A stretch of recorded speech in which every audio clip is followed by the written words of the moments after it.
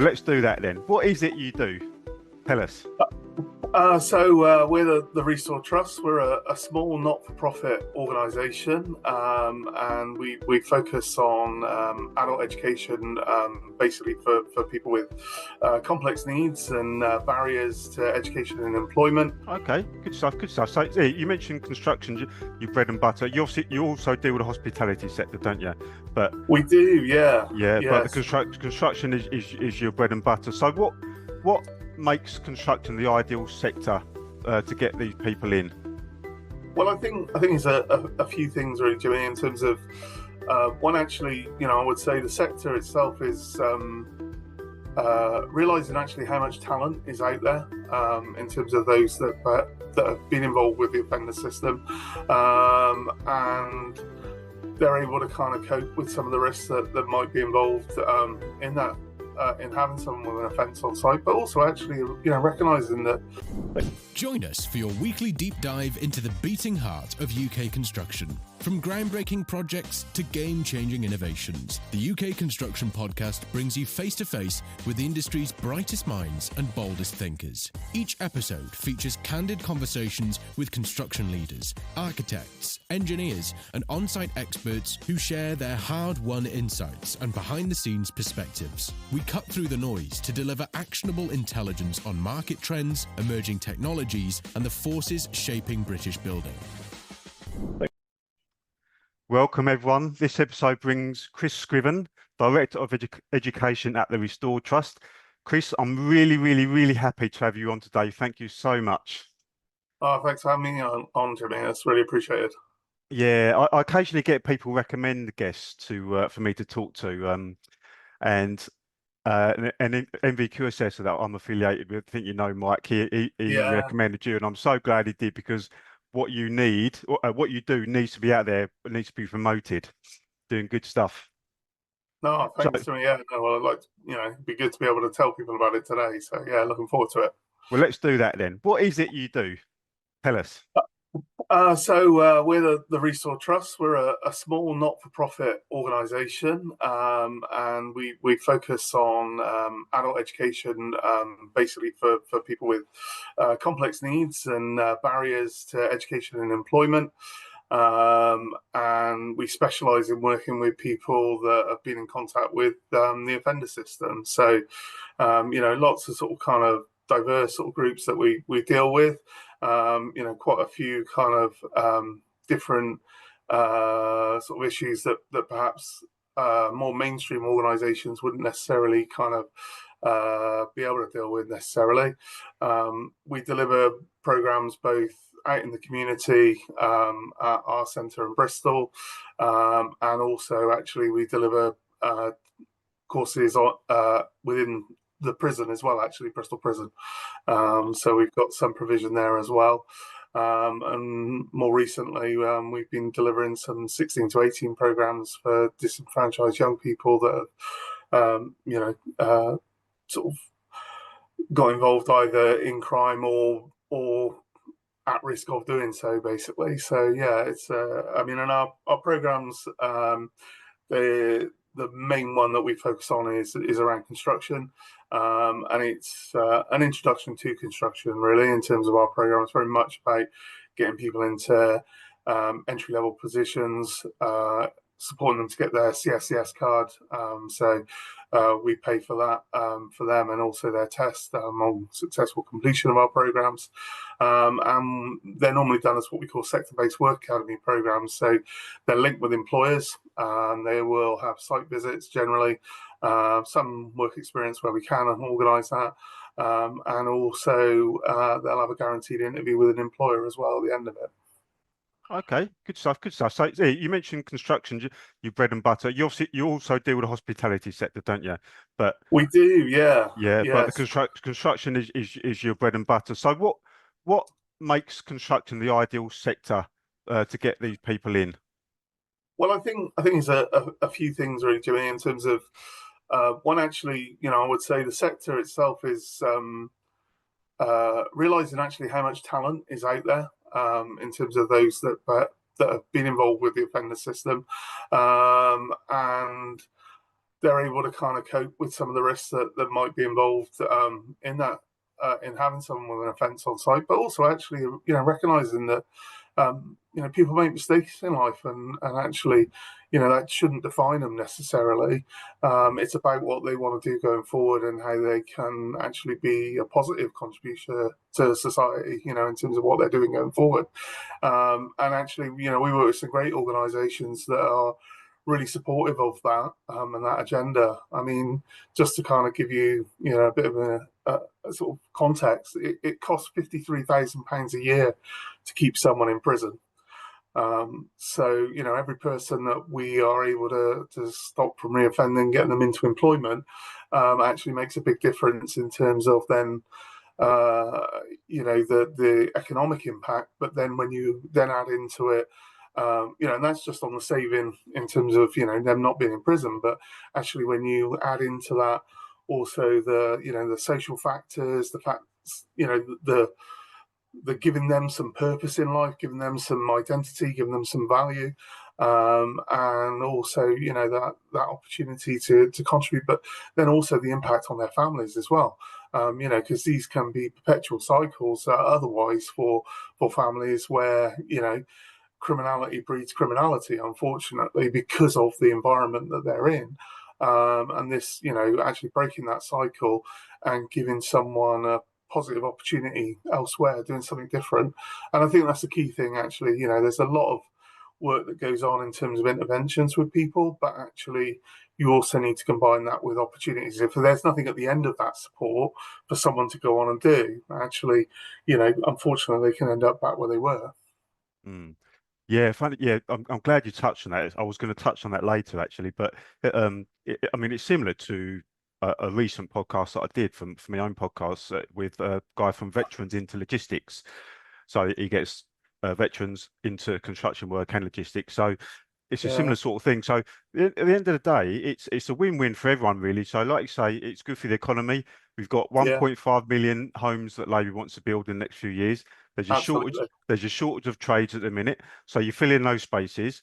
You're giving these people purpose, and you're giving them something to strive for in life, supporting families, hopefully helping their mental health as well if they're struggling, because you're giving them finance and that sort of stuff and a sort of purpose. So all round win, isn't it? Yeah, and I think you touched on mental health there, Jimmy. I mean, that's something that's really important for us, and in terms of supporting our students and our clients, around that. And they will quite often have issues around mental health that they may or may not be aware of exactly. Some have had ongoing support around that. Others probably might be dealing with issues that they haven't quite kind of come to terms with yet. But what's really important for us is that they have some tools around that.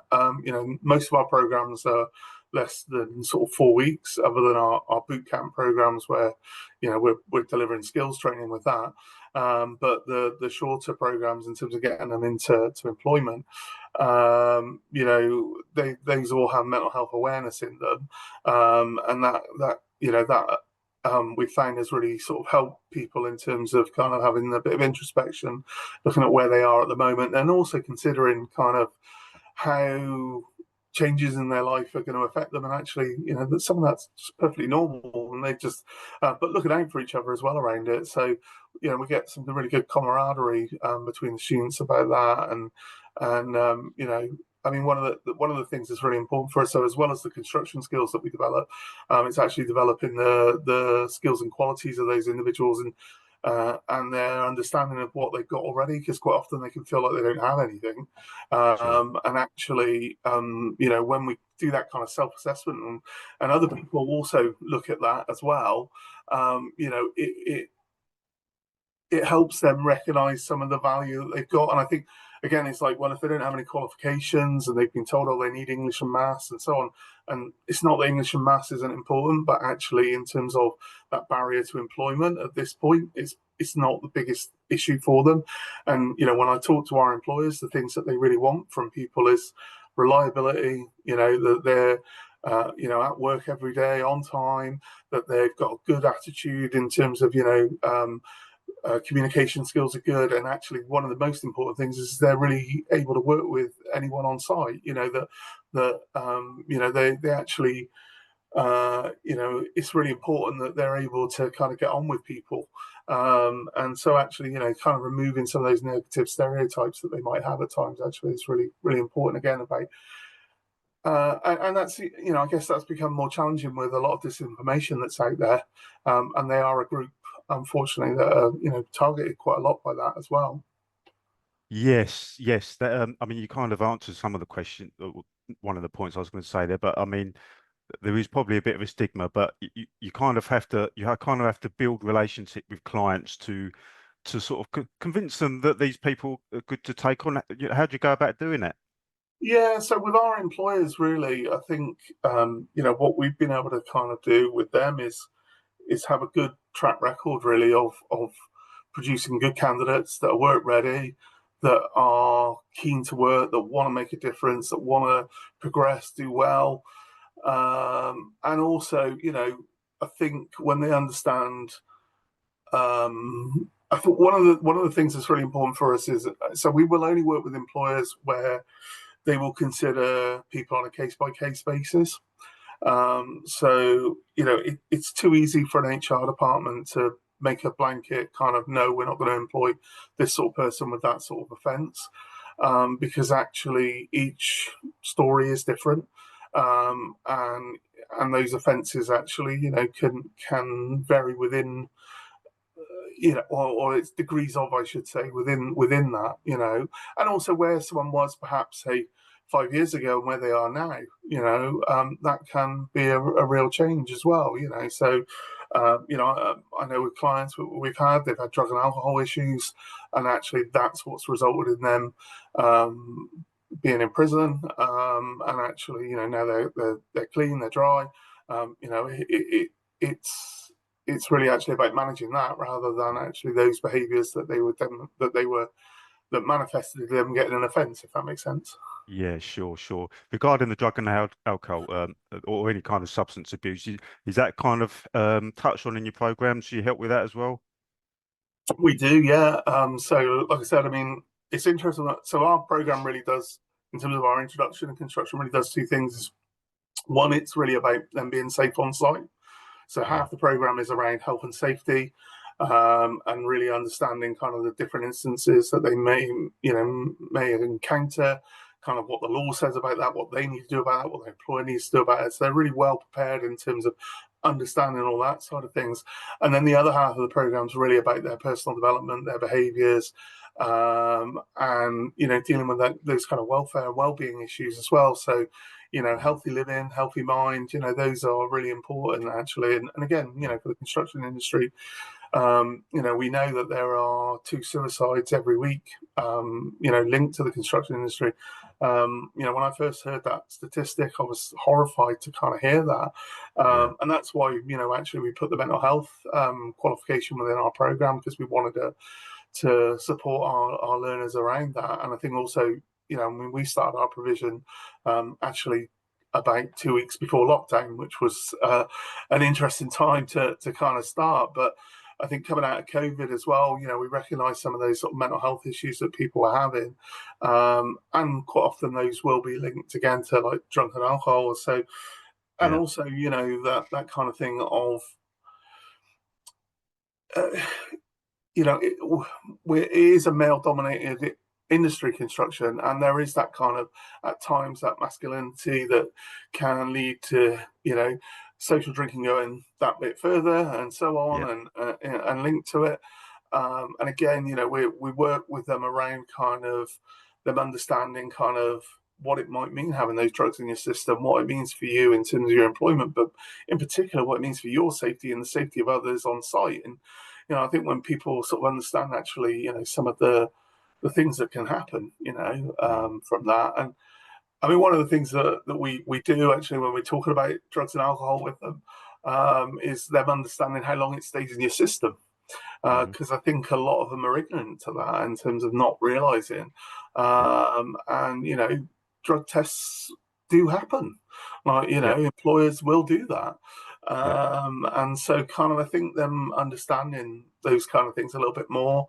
and the difference between, you know, having a couple of beers of an evening and that kind of having a skinful and then realizing actually the next morning you're not fit for work, Yeah, sure. you know, and it's just not safe to do it. So I think, you know, it is something we do quite a bit, and also obviously we're connected to several different services as well. So, you know, we work with Bristol Drugs Project, we work with ARA, you know, as well. So ARA also do gambling awareness as well, you know, in terms of gambling addiction, so not just drugs and alcohol. So yeah, you know, we any of those kind of things that could be a barrier for that individual, we really are looking to kind of create a support plan around that person and also give them a toolkit to take away with them, know how to deal with it going forward as well. Yeah, great stuff. Great stuff. Yeah, I think it's really important. It is. I mean, I'm a crane operator, as you probably know, and you'll be surprised how many crane operators like to go out and have a drink of an evening, or even get on the gear and whatever. But you touched on testing there. I've got Yeah. views on testing. So I understand there's a zero tolerance policy. So a lot of companies, if you found tested positive, you're gone. That's it. You're out. I think really they should be looking at the cause and the core of why they're doing it. You know, maybe say to them, sit them down and say, okay, where's this coming from? And try and help them through it, give them some support, that sort of stuff, rather than just kicking them to the curb. Yeah, I totally agree, Jimmy, and I think we are seeing more of that and more understanding kind of industry with construction, and I think when you look at actually things like mental health and I'd like to see more of it in terms of things like mental health first aiders, but I am seeing that out there in the industry, and that people are kind of starting to understand that. I mean, you know, as you said, you know, early on, we've got a skill shortage at the moment, and we can't afford to be throwing people to the curb and saying they've made a mistake, they're gone.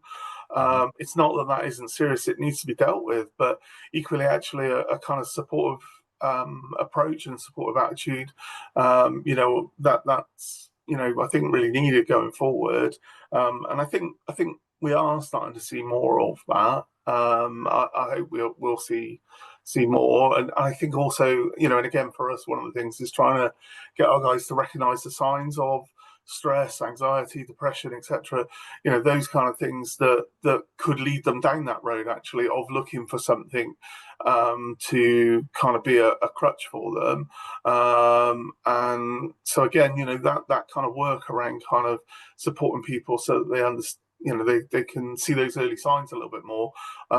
Yeah, I think that's really important. And yeah, I'd agree with you. Yeah, certainly around the testing side of things. Yeah, I mean, we have a phrase that we use, and that's about being curious, not furious. And I think that's what I would say to a lot of people is a really good way of kind of looking at things. Is actually, so it very rarely that it happens, but if we have one of our learners that has a bit of an issue or an episode or something going on, and they kick off, you know, like I said, very, very rarely that happens. Our approach is not to go, well, you know, this person's awful, let's get them out the door. Actually, for us, it's like, well, what led to that and what's going on with you? Let's have a conversation about that.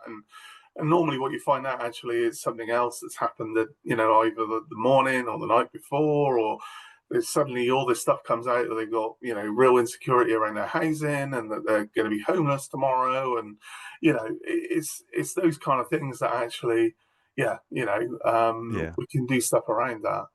Yeah, sure. It's about breaking the cycle, isn't it? Yeah.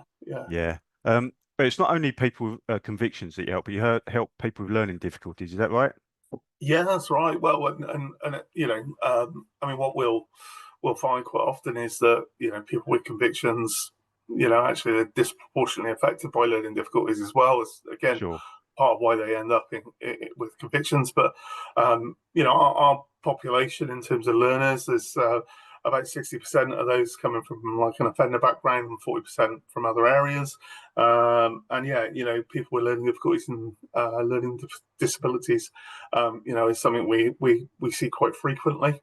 We have a lot of people that have undiagnosed learning difficulties. So there's something called an ECHP that you're supposed to have in education, which is Education Healthcare Plan, which is supposed to detail the sort of support that you require, so on the diagnosis of your learning difficulty. But most adult learners do not have one of those, and quite often once people leave school, they're lost as well. So we have to kind of quite quickly try and ascertain, what might be some of those challenges for that individual, and come up with support plans to support them. So, we quite frequently we will see people with ADHD, dyslexia, and also autism. We tend to get, quite a few people with that as well. And again, these things are on a spectrum, so there's varying degrees of it. And sometimes you'll see someone with all three. And that's quite, that's not uncommon. Dyscalculia as well. So lots of different things. Or we might have some people that a few people where they've had a few hearing impairments, things like that. And then we make adjustments around those to support those people. Yeah, that's great. That's great. So, I mean, how do your programs? Are they the same as the traditional construction modules, or do they differ at all? Like the learning programs? So the main construction program we do is like I said, it's mostly around so health and safety, and then they'll do working in the construction industry. So looking at different careers and jobs that are available for them, how they can kind of go about progressing through in construction. They'll do working as a team, so they have like some team building exercises, and then also preparing for an interview. So obviously at the end of it, getting ready for that interview as well. But as well as that, we also, like I said, we do the mental health awareness as a qualification in there, and we also do conflict management now as well, because that's something, again, that it was really important to the employers that people get along, people are able to support each other. And I think, again, it helps dealing with things like stress and some of the other things that you might get on a busy construction site. Actually managing those, knowing what your triggers are, what your inhibitors are, how you can actually manage that. But also, again, actually, what we've seen is that learners are able to support each other as well, because then they know each other's triggers and inhibitors, and that kind of helps them going forward as well. Yeah, that's interesting. Once they've secured work, do you mentor them still, like stay in touch with them, touch base? Yeah. Our main focus obviously is kind of on the education, but we always say to our learners, obviously, we're a safe place for them to come back, and we do have that. And for those that kind of may not be successful in gaining employment straight away, then they come back and we'll do more careers work with them, work on things like SCV, etc. Go to different employers. I mean, we're quite often advocating at different employers for our clients as well. So particularly those that might have something about them that needs an adjustment, we may go and have a talk to one of our employers around, look, I've got this person, they'd be really good at this or this. Have you got a role that might fit like that? Trying to find them, a sort of that matching service, really, in some ways, to sort of try and get them to fit with it. So but that's sort of something I think it's something we'd like to do more of. It's one of those things in that it's not the funding there for it at the moment. Yeah, sure, yeah. Talk about funding. So you're funded by WECA, isn't it? West of England Combined Authority, yeah? Yes. How does this funding model work? Is it measured on outcomes or results? We get adult skills funding, and that's our kind of core funding, and that's based on the qualifications that we deliver. So basically each one of those has a set value, and we get paid for an on-program payment, and then an achievement payment for someone going into employment. Not going into employment, someone completing and passing the qualification.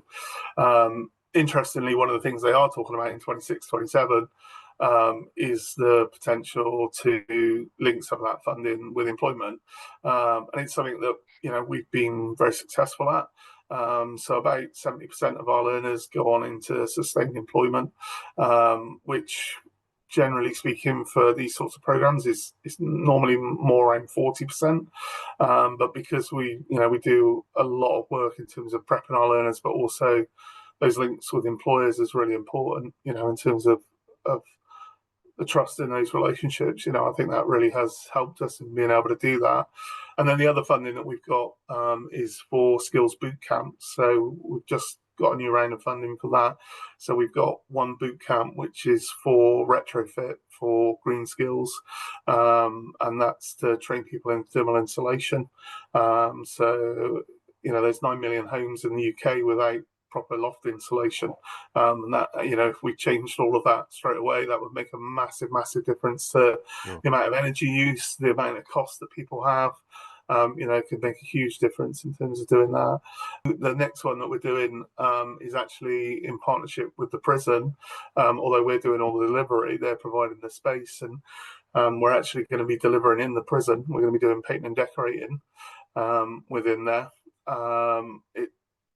It's quite different. I don't know that anyone else has actually done that yet, to deliver a boot camp in the prison, or in a prison. But we're really looking forward to it. I think it's going to be a really interesting program, and also linked up with On-Site Bristol as well, who provide apprenticeship training.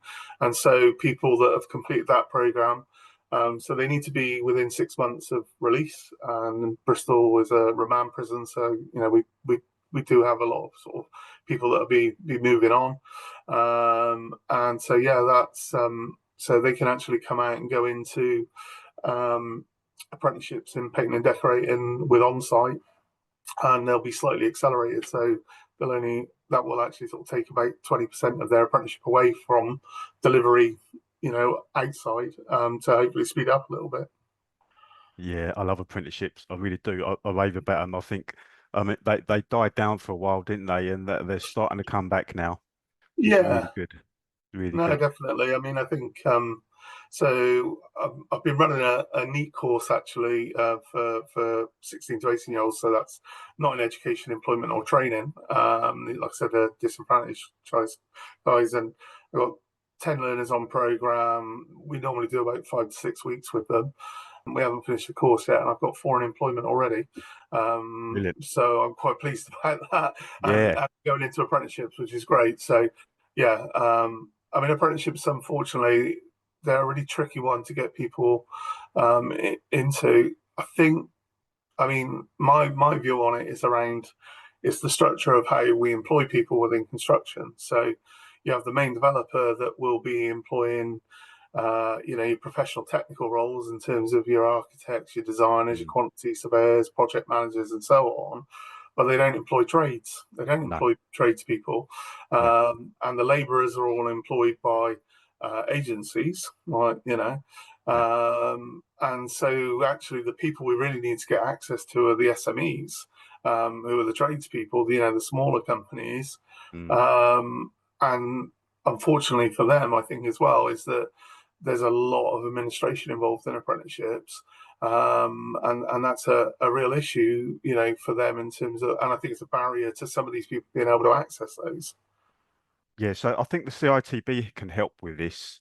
I mean, they've got lots of programs. I mean, they've got the employer network, and they've got all sorts of programs what a lot of companies don't know about. They're not quite educated enough on. So, if you're listening out there, whoever's listening, look into the CITB, because they do have a lot of resources, and they want people to get out and work, and they do provide or help with apprenticeships, and they can mentor companies with how they can get people in. So that's a good shout. I actually interviewed Deb Madden. She's quite up in the CITB podcast. She really promotes that. So that is a way forward, and that is the way in. But how do you find people, and how do they find you? So we do a few things.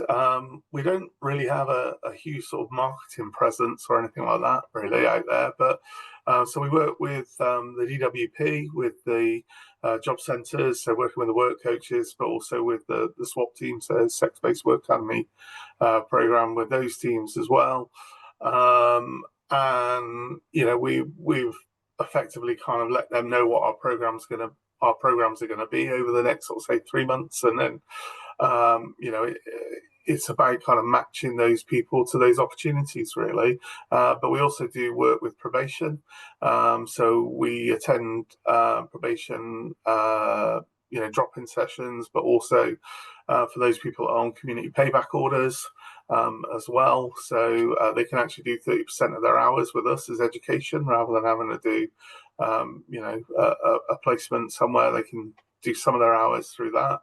And then others, it's through word of mouth. So, going to Restore Trust, that's where I got my green card, they really helped me out, that kind of thing. That we get quite a lot of clients that way through word of mouth, and also across our kind of like community sector, really, in terms of clients that say someone else is supporting, that they're then at a place where they're ready to progress into employment or into education. They'll be supporting them and saying, well, actually, have you thought about the Restore Trust? And because we also deliver kind of like, so our programs are normally done in small group sizes. There are normally about 10 learners in a class. And that can be less intimidating. It's not a large college environment. There's not lots of 16 to 18s running around if they're adults. And similarly, for the 16 to 18s, we've got a separate campus for them. So I think that kind of helps as well. That's a lot of the ways that we kind of get people in, and really, like I said, is through that. I mean, I've got one member of staff who does 2.5 days a week for us. They go around every job centre, in terms of on a rotation, and just kind of, it's really important about just spreading the word about what we're about, what we can do. And then also, they're really, they do the business development side of things for us as well. So they will work with employers to create those opportunities. I think sort of, learners knowing that there's a job at the end of it, I think, that really supports them as well. Now a quick word from our sponsor, Webb Motion Media. Are you ready to transform your online presence? At Webb Motion Media, we're not just another digital agency, we're your partner in digital success. Our expert team delivers results-driven SEO that puts you at the top of search rankings, stunning web designs that convert visitors into customers, and data-backed PPC campaigns that maximize your ROI. Plus, our conversion rate optimization ensures every visitor counts. Don't just take our word for it. Our clients see an average of 40% increase in online revenue within the first 6 months. Ready to elevate your digital game? Visit our website from the links below this video, or call us today for a free consultation, and let's turn your digital dreams into reality. Yeah, great. Yeah, there's a lot of avenues there. I like the probation aspect. I mean, I did a year's probation in a different life many moons ago, and I just felt like they were box ticking. So I think what we could have done with you there back then, just felt like box ticking. It didn't really help me at all with anything. So it's a shame. I think there is more care now than there was back then, and more help from what I've heard. Yeah, I mean, our in our region we do a lot of work with probation, and I think people won't know because unless you're kind of involved in that area. But years ago they were split into two, and half of it went off into a private organisation, half of it stayed in government, and that's now merged back together. And there's been quite a lot of work going on, and quite a lot of change for them to kind of restore that and get those things working again together. And I think that's been a real challenge for them, trying to deal with that. But we've had a fantastic relationship with them, and I think it's a kind of thing of kind of supporting people mutually. And again, I think they've had a lot of challenges. We know with prison placements that our prisons have been full, and that meant a load of early release, and that then meant even more pressure on probation. And so actually, again, where we can kind of input into that and support and try and take some of those things away from people, because otherwise, you end up with people kind of, like you say, they're not getting the contact or whatever, and actually we can kind of do a lot of that for them, which really helps. And again, they're very supportive of their clients being with us as well. So because of our kind of work with them, we have information sharing agreements, and that allows us to do risk assessments of individuals and allows us to perhaps have people on site that, again, other people couldn't because they wouldn't understand the nuances around their risks. And actually, again, because we do that and because we're very much aware of those things, we can support that individual around things like disclosure, and how actually they can, because believe it or not, the person that's most at risk in those scenarios is normally the person with the offence, rather than someone else, because it's about, if they're found out and they've got a high profile case, they can quite often be in danger. And so, and also, again, for us to find the right sort of employer for them and the right site for them to be able to work on, because again, there are certain offences which will bar them from being in certain places. So that could be actually gang related, not just sexual offences, but actually they can work in these postcodes. It's like, fine, well, we've got an employer down there, they can work with them there. Yeah, sure, yeah. So I think it takes a certain sort of person to do this sort of role. What got you into it, and what was the drive to this mission? I came along about 5 years ago, maybe 6 years ago. I think I joined the board. I was asked, to come on and set up the education arm for the company. And I think, actually Suzanne, who's our CEO, the company was born out of Probation. It was her idea, and again, creating those education and training opportunities for people. And she's a really inspirational leader around that, and I think it's been really interesting for me as a journey. I mean, I had a real interest in supporting people in Bristol, supporting disadvantaged people. I've lived in Bristol all my life, and this region, this was my area, and I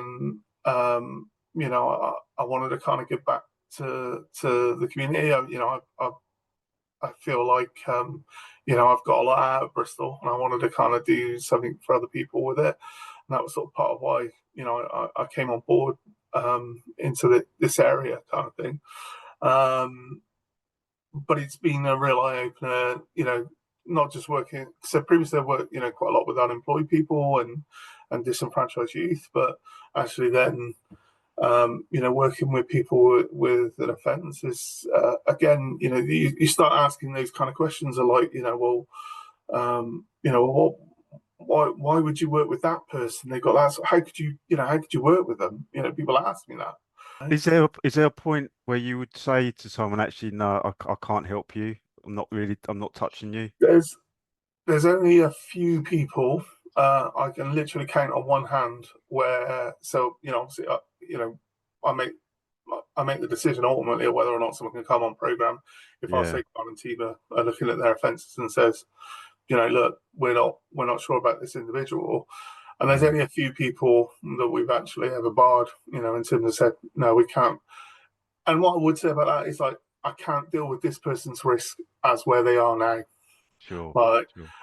Is generally kind of, it would be that.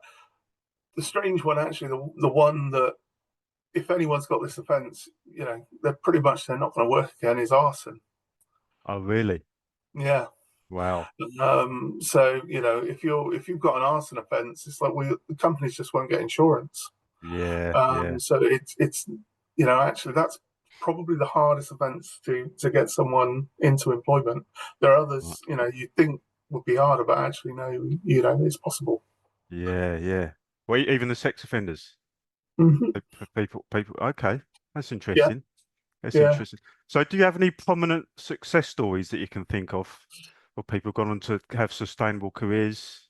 Yeah, I mean, there's quite a few kind of, that, and I'm terrible with names and things like that.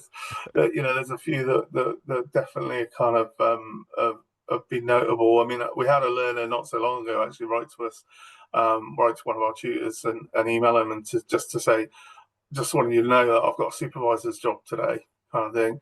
And he said, I want to, thank you for what you did, because your course has stuck with me ever since, that, and going forward. So it's great when we kind of have stories like that come through. There was one which happened not so long ago. There's been a big development in Bristol at Temple Meads. You might be aware, they're building a new university campus down there, and McAlpine have been doing the work down there. And myself and my business development manager, Alan, went down to the site to meet with the project manager, meet with the social value manager down there, because they were interested in working with us. And they said, "Oh, we've arranged parking for you, whatever, pull up wherever." So, we get to the gate, and on the gate, and I'm looking at this lad, and I'm thinking, I know that lad from somewhere. And he looked at us and he went, "You're from the Restore Trust." And I went, "Yeah." And he went, "It's me, it's Birch. I was on your course." And like, 2 years beforehand, he'd been on our course. I'd want a better way of describing him, Jimmy, but the only way I can ever think of is he was a bit of a hood rat. Like, he didn't really want to talk to you. He was more interested in what was on his phone. We gradually kind of got into that relationship with him whilst he was on course, and sort of brought him out of that. I remember him kind of, he just sort of, he was so lost almost, if you know what I mean. And then to see this guy on the gate, he was fit, well, healthy, really owning his job. He was so proud of it as well. And to kind of see that difference in him, everyone knew him. And it was funny because, I went into the meeting and it was like, "Oh, that's really funny. One of our students is on, one of our students on the gate. Oh, what, Birch? Oh, he's brilliant. We love him. He's great, And it was just that kind of thing. Actually, I didn't even really need to say what we did in the meeting, because Birchall told them everything they needed to know. That's who we produce, if you know what I mean. That's the sort of person that you'll get from us if we work with you. We've had a fantastic relationship with McAlpine ever since, and we're working with them at the moment. We've got a meeting coming up where we're looking at whether we can expand what we're doing down to Somerset to support them with the Agratas site that they're doing down there, which is going to be a massive development. So great to kind of have that sort of that must give you a great feeling when that sort of thing happens. Like, it just makes it all worthwhile, doesn't it? Because I imagine there's a lot of work that goes into this, a lot of headache. So when things like that happen, I think really, really welcoming, isn't it?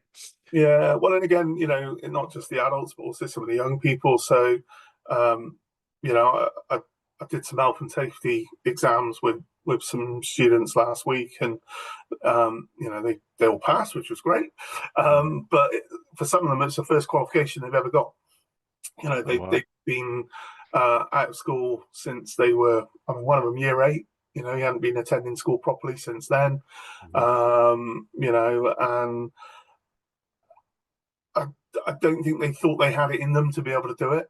And they were so proud, and they were like, "Oh, what, I can get my certificate?" And I was like, "Yeah, I'll email you an e-copy, but we'll get you a proper one now." You're like, "What, I can show my mum?" And I was like, "Yeah, of course you can show your mum." And they were proud as punch. And again, like, those sorts of things, it's why we do what we do, if you know what I mean. Actually, that knowing the difference that's made to those kids, and kind of, really great. Absolutely. I mean, my wife, she does. She's a well-being lead for in a centre for kids who are not accepted into the school system.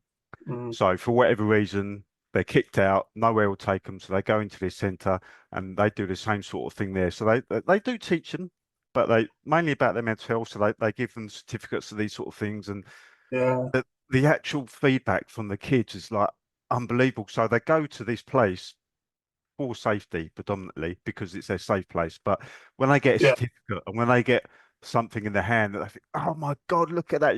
It's a sense of purpose, and they value themselves. It's great. It really is. Yeah, it really is. Yeah, makes a massive difference. I mean, yeah. So I mean, again, we've been working with Bristol City Council on that, and their post-16 team. They've been, really supportive with those clients as well. And again, we had one lad, he missed his appointment for his CSCS test, like with CITB, and we arranged for a resit last week, and he did it, and he phoned up, my colleague, or my opposite at Bristol City Council, and he said he was almost in tears. He was that sort of emotional about the fact that he passed. He was, again, just that kind of really nice to kind of hear that how much people appreciate it as well. Yeah, absolutely. So, what is your vision for the future? Well, I mean, for us, really, it's about kind of hopefully being able to sort of develop what we do, a bit more. I mean, one of the things that we're really interested in doing is about developing more training on the job, but not necessarily apprenticeships, but actually being able to kind of, so, I mean, as you said earlier, we've got sort of, a massive target for housing that we need. We desperately need housing. I mean, a lot of our students, we tend to see somewhere between 1 or 3, for each course at least, that will have some housing issues, unsecure housing, sofa surfing, homeless. We have a lot of guys that are turning up with no fixed address. And, I mean, part of why we're so keen to get them into employment, obviously, is to give them some money to be able to actually go and sort out housing, but that's assuming that it's there. We're looking at social housing as something where, we would like to do some more work on that, and I don't think there'll be so much housing development, but really more taking properties that need retrofitting, they need updating, make them more energy efficient, make them fit for people to live in, but also actually use that as an opportunity for people to gain skills as well. So hitting many birds with one stone there. It's good. Yeah, really. I mean, I think one of my kind of concerns about construction in terms of qualification and accreditation at the moment really is that everything is really long. If you want to become a carpenter, you want to become a plumber, want to become a plasterer, it's somewhere between 1 year and 4, isn't it? And don't get me wrong, that's important, but that's such a huge amount of time for people that are living in crisis. It's too far away for them to see, that they can get there initially, and they need almost like breadcrumbs, a road towards. And I think that's one of the things I'd like to see. I don't think we will, unfortunately, but I would like to see it. I mean, the government's announced this new set of funding for free construction courses, and they're for job seekers. Like, basically, they can do a free construction course.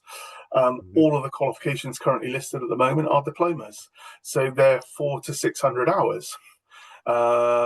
And they also need to be delivered on the job in the most part, because for it to be an MVQ, it's got to be a workplace delivery.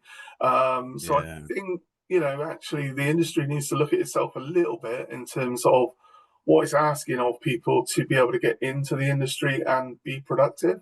And that's not about compromising standards. I'm just saying about actually acknowledging a pathway that people are on and moving through. I mean, we've just changed the rules around labourers' cards. So it used to be 5 years that you had a labourer's card. Now it's 2, and you can only get that renewed if you're showing employment as a labourer. But you can get a longer card as a trainee, but it's a red card. And at the moment, if someone's got a red card, you're going to go, well, that's just a temporary worker. They've not got any skills at all. That's what people are thinking, because that's what we're programmed to think at the moment. I think there needs to be a bit of a change up around some of that stuff. Like I said, I think actually, absolutely. I get a lot of red cards contact me saying they're really struggling to find work. I think insurance is part of it, especially what's so quiet at the moment. The companies can't insure these people. But I was speaking to a previous guest about the way the government and schools are pushing the more academic roles rather than the labouring roles, which is counterproductive. To do with money, really, isn't it, at the end of the day? But you know, Yeah, well, they, I think it's also who they talk to, and I think this is what I was saying earlier, Jimmy, about well, actually, you've got these big development, the big companies, so the ones that are paying their apprenticeship levy, the your Wilmot Dixons, your BAM, some yeah, great companies, all of them, yeah, but they're not employing apprentices at level one, level two, kind of. Do you know mm, what I mean? In that mm, kind of, I mean, all right, not a level one apprenticeship, do you know what I mean? But someone at level one going into a level two, yeah, they're employing people going on a degree pathway. yeah, yeah, And that's also great. We want yeah, that. We want that happening. I mean, I was heavily involved with degree apprenticeships in the past, and I would wholeheartedly say to anyone who's thinking about going to university, actually look at a degree apprenticeship first, because you get exactly the same qualification, you get paid hmm, whilst you're doing it, hmm, and also you get fantastic experience on, that you can take into your CV. I mean, and you don't end up with £40,000 worth of debt because the company's paid like, for it. So it's it's, a to me, no-brainer. it's a no-brainer. Yeah, And I think we need more of that actually. But the levy-paying employers, they're not employing the tradespeople, yeah, and that for me, that's where my client base are. If you know what I mean, that's their progression. And I'm trying to find routes for them now, and that's why we, like I said, we've looked at the painting and decorating. We're looking at we've done the the retrofit as well, mm, because it's skills that they can learn in 3 to 6 months, kind of period of time, and actually go on site and be useful fairly much straight away, but also then take it on. So if you look at like the retrofit, they're learning some carpentry, they're learning some plastering, they're learning some painting and decorating, those kind of things, as well as then the specialism in terms of thermal insulation. But actually, you're not far off from being maintenance ops, really, are you, with that?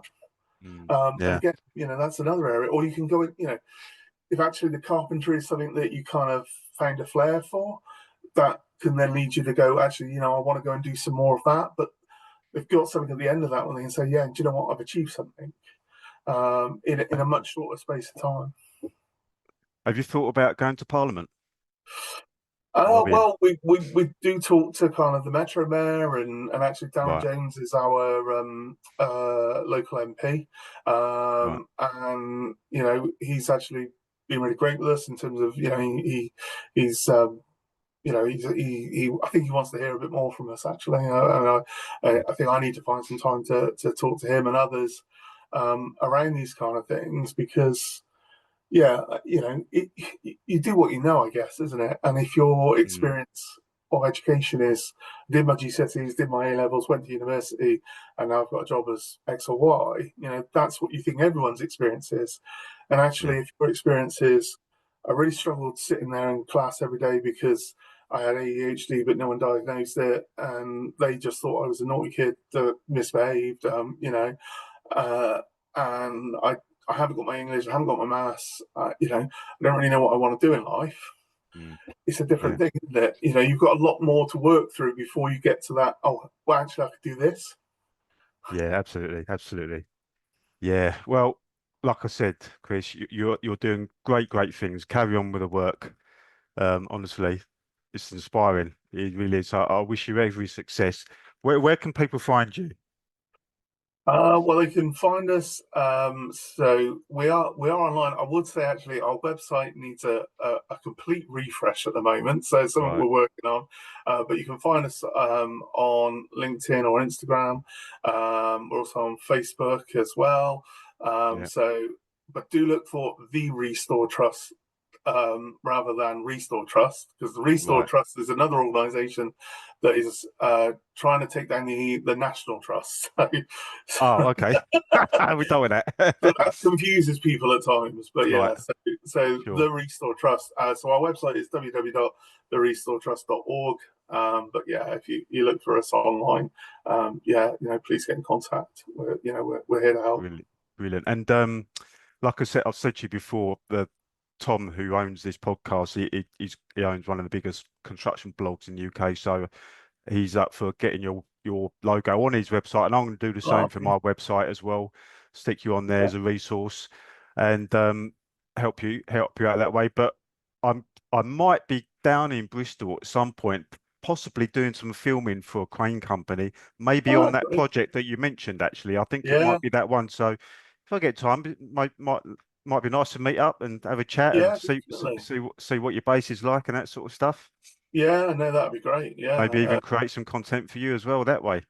that'd be Yeah. great. I mean, yeah, I mean, I was going to say, and we haven't really spoke about it. You said about hospitality. We've Yeah. recently opened up a cafe, and that's a new charity project where we have people coming out of prison on placement for 3 months. Yeah. But that's next door to our centre, so lovely coffee, lovely food there that Nice. you can come and Nice. enjoy. So please do, come and visit us at Yes. the cafe as well. You say charity, so you're going to give me free breakfast, yeah? We might be able to do something like that. Oh, well, I'm actually, that's one joking. again. In terms of barriers to learning, and ones that we remove. Actually, we provide all our learners with a lunch. We also run a Nice. food bank out of our place on a Tuesday as well. Lovely. So Nice. guys can take lunch, food away with them. So food packs away with them, and and also we always provide free transport as well. So yeah, there's no end to your greatness. well, I want them focused on their studies and focused on getting those jobs rather than worrying about all these other things. And I know if I've got them there, they've got, food in their stomach, they're not going hungry, they're not worrying about where their next meal's coming from. They're focused on their studies, and that's much better for me. Yeah, I agree. Yeah. Well, it's been great talking to you, mate. You put your points across really well there, and it's honestly, I'd never heard of you before Mike recommended you, so I'm glad he did, and I'm going to keep a close eye on what you get up to. No, that's really appreciated, Jimmy. Yeah, no, and look forward to hopefully meeting you. When you're next in Bristol. But yeah, do keep in contact, and nice one. Yeah, that'd be great. We'll do. Well, you have a good evening, and speak to you soon. Cheers, Chris. All right, cheers, Jimmy. Take care. Bye. Bye.